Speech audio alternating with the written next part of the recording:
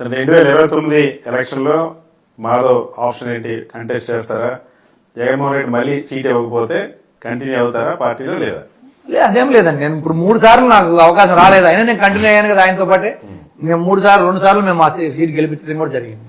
కాబట్టి రాజకీయాల్లో నేనైతే నమ్మేది, మనం రాజకీయాల్లో ఉంటే మనం ఏం చేయగలం అనేది నాకు ఇంపార్టెంట్. అది ఏ పార్టీ అనేది కాదు, మనకి మన మాట గౌరవించి మనకు రెస్పెక్ట్ ఎవరు ఇస్తారో వాళ్ళతో ప్రయాణం చేయడం అనేది నాకు ఇంపార్టెంట్. నేను ఎగ్జాంపుల్ చెప్తా ఉన్నా.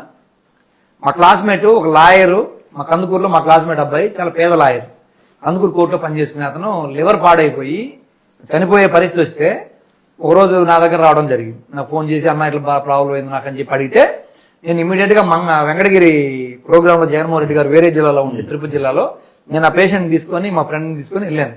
సార్ దగ్గరికి వెళ్ళి, సార్ ఇట్లా మా క్లాస్మేట్ సార్, మా ఫ్రెండ్ ఇట్లా హెల్త్ బాగాలేదు, లాయరు, పేదోడు, ఆయన రోజు నెల గడిచేదే కష్టంగా ఉంటుంది ఆయనకు వచ్చే ఇన్కమ్ మీద అని చెప్పి నేను చూపిస్తే సార్కి ఆయన లివర్ ట్రాన్స్ప్లాంటేషన్ కి వాళ్ళ మిస్సెస్ లివర్ ఇస్తా ఉంది, వాళ్ళ మిస్సెస్ కూడా వాళ్ళ అక్క కూతురే ట్రాన్స్ప్లాంటేషన్ చేయడానికి మన హైదరాబాద్ గ్లోబల్ హాస్పిటల్ 35 లక్షల రూపాయలు కొటేషన్ ఇచ్చారు. అతని దగ్గర ₹1,00,000 లేని పరిస్థితి. 35 లక్షల రూపాయలు నేను అడిగానో లేదో జగన్మోహన్ రెడ్డి గారు 35 లక్షలు శాంక్షన్ చేసి అతనికి లివర్ ట్రాన్స్ప్లాంటేషన్ చేసి అతను హాస్పిటల్ మూడో రోజు అడ్మిట్ అయిపోయి హాస్పిటల్లో ఆపరేషన్ అయిపోయి మళ్ళీ ఆయన తగ్గి ఇంటికి వచ్చి మళ్ళీ కోర్టులో విధులు నిర్వహించిన పరిస్థితి నేను చూశాను.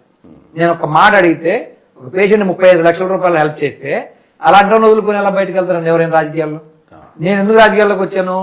నేను ఏదో హెల్ప్ చేయాలని. నాకు వ్యాపారాలు ఉన్నాయి, నేను ఇన్కమ్ ట్యాక్స్, నేను 25 సంవత్సరాల నుంచి ఇన్కమ్ ట్యాక్స్ అసెస్ నేను. కాబట్టి నా వ్యాపారాల్లో నాకు ఆదాయ మార్గాలు ఉన్నాయి. కాబట్టి నాకు రాజకీయాల్లో నేను వేరే స్వార్థం కోసం రాలా. ఎవరైతే నిజాయితీగా పనిచేస్తారో, ఎవరైతే జనం కోసం పనిచేస్తారో, ఈ రాష్ట్ర అభివృద్ధి కోసం పనిచేస్తారో వాళ్ళ వెనకాల నిలబడాలనుకున్నా. ఆ రోజు రాజశేఖర రెడ్డి గారు నాకు బాగా అనిపించింది, వచ్చేసారు.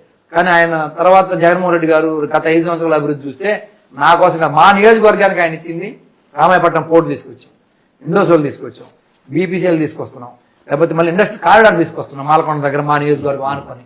ఇవన్నీ ₹1,00,000 కోట్ల ఇన్వెస్ట్మెంట్ మా నియోజకవర్గానికి చేశాడు ఆయన గత 5 సంవత్సరాల్లో. అలాంటి వాళ్ళు వదులుకొని నాకు ఎమ్మెల్యే వస్తే రాకపోతే మా నియోజకవర్గం ₹1,00,000 కోట్ల పెట్టుబడులు వస్తే ఎంత ఎంప్లాయ్మెంట్ ఇవ్వగలుగుతాం? అది ఫ్యూచర్ లో నన్ను నమ్మి నేను అడిగితే ఎయిర్పోర్ట్ కూడా శాంక్షన్ చేశాడు జగన్మోహన్ రెడ్డి గారు. కానీ తర్వాత మళ్ళీ చంద్రబాబు నాయుడు వచ్చి మళ్ళీ మా కందుకూరులో క్యాన్సిల్ చేసి దగదత్తులు తీసుకెళ్లి పెట్టుకున్నాడు మళ్ళీ నెల్లూరు జిల్లాలో. వాళ్ళ మాటలు నమ్మి ఇది ప్రకాశం నెల్లూరు జిల్లాల మధ్యలో పెడితే అగ్రికల్చర్ కి అన్నిటికీ ఉపయోగపడుతుంది అని చెప్పి ఆయన మేము మాట్లాడిన ఆయన ఒప్పుకుంటే మళ్ళీ ఈ రోజు తీసుకెళ్లి నెల్లూరులో పెట్టిన పరిస్థితి చంద్రబాబు నాయుడు చేస్తున్నాడు. కాబట్టి జగన్మోహన్ రెడ్డి గారు చేసే అభివృద్ధి కానీ, ఆయన నేచర్ కానీ, ఆయన యాటిట్యూడ్ కానీ నాకు నచ్చింది.